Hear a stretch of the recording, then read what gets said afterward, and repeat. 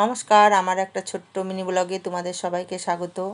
প্রতি বছর আমাদের কালী পুজোর আগের দিন কিন্তু এই 14 শাক খেতে হয়, আর সন্ধ্যাবেলায় 14টা বাতি দিতে হয়। তার জন্য দেখো 14 রকমের শাক নিয়ে নিয়েছি। সেটাকে ভালো করে কেটে ধুয়ে বেছে আমি সেদ্ধ করতে বসিয়ে দিয়েছি। সেদ্ধ করতে কিন্তু যতটা জল লাগবে ঠিক ততটাই দিতে হবে, কারণ শাকের জল ফেলা যাবে না, তাহলে এর গুণটাই নষ্ট হয়ে যাবে।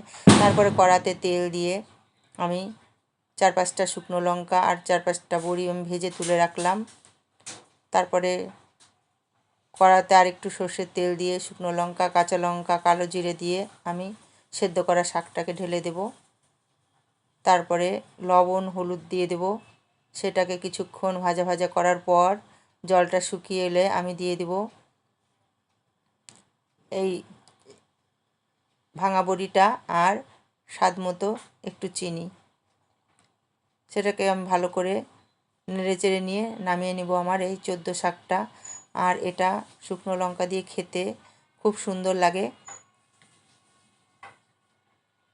তোমাদের কার কেমন লাগে কমেন্টে জানাবে, আর সাথে থাকার জন্য ধন্যবাদ।